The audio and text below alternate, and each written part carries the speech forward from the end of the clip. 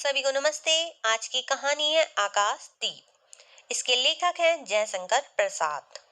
इसमें पात्र हैं चंपा, जो नगरी की एक क्षत्रिय बालिका है।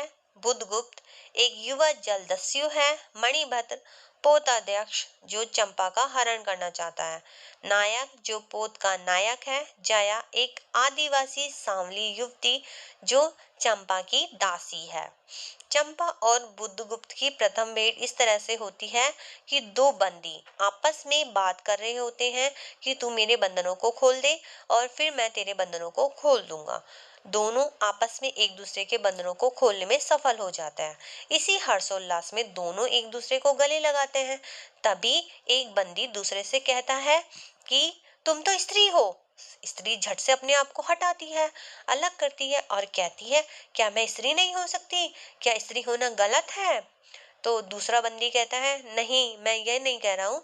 तुम स्त्री होकर इस नाव पर क्या कर रही हो, मैं ये कहना चाहता हूँ।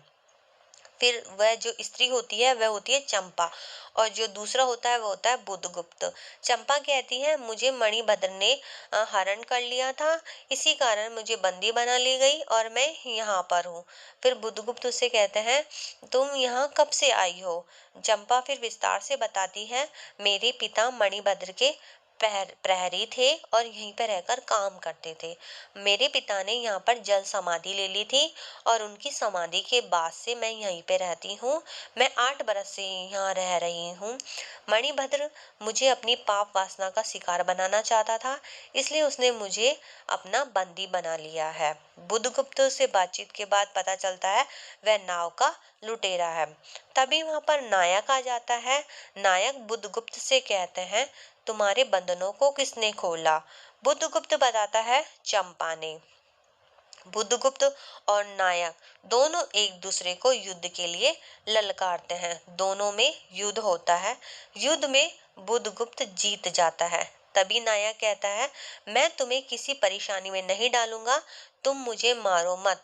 तुम मेरे स्वामी हो और मैं तुम्हारा अनुचर। बुधगुप्त ये बात मान जाता है, उसे मानता नहीं है और अपने साथ एक अनुचर के रूप में रख लेता है।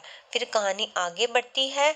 तो कहानी में आगे पता चलता है कि बुधगुप्त और चंपा दोनों ही एक दूसरे को पसंद करने लग जाते हैं। दोनों में एक दूसरे के प्रति प्रेम भावना उत्पन्न हो जाती है। चंपा के द्वारा बुधगुप्त के प्रेम को स्वीकार करना इस कहानी में दिखाया गया है और उसके बाद विवाह समारोह की तैयारी भी दिखाई गई है और बुधगुप्त के द्वारा चंपा के समक्ष अपने मनोभावों को व्यक्त करना भी इस कहानी में दिखाया गया है। फिर काफी समय के बाद चंपा को पता चलता है कि जिस जल दस्यु के कारण उसके पिता ने जल समाधि ली थी वह बुधगुप्त है। अब उसमें चंपा में बुधगुप्त के प्रति घृणा का भाव भी उत्पन्न हो जाता है। वह उसे प्रेम तो करती है, लेकिन उसमें असमंजस की स्थिति उत्पन्न हो जाती है। बुधगुप्त उसे काफी समझाता है कि जिस जलदस्यु के कारण तुम्हारे पिता ने जल समाधि ली थी वह मैं नहीं हूँ, वह किसी और के शस्त्र से मरे थे। इसके बाद चंपा नहीं मानती, उसमें असमंजस चलता रहता है। समय बीतता जल जाता है और फिर इसके बाद कहानी में आगे बताया जाता है कि जो बुधगुप्त है वह अपने अपने आप को चंपा के साथ लेकर ऐसे कहते हैं कि हम यहाँ से इस द्वीप से, ये बाली द्वीप से जाकर भारत जाएंगे, अपने स्वदेश भारत लौट जाएंगे। लेकिन चंपा मना कर देती है। चंपा कहती है, मैं तो यहीं रहकर पिता की समाधि का जल में अन्वेषण करूंगी। मेरी जिंदगी यही है। मेरे जीवन में सिर्फ शून्य है। मेरे जीवन में किसी प्रकार का कोई हर्षोल्लास नहीं है। फिर बुधगुप्त उसे काफी समझाता है, लेकिन चंपा नहीं मानती है। फिर अंत में बुधगुप्त हार कर वहां से चला जाता है। बुधगुप्त को जाते हुए देखकर चंपा में एक विरक्ति भाव जागृत हो जाता है और समर्पण की भावना उत्पन्न हो जाती है।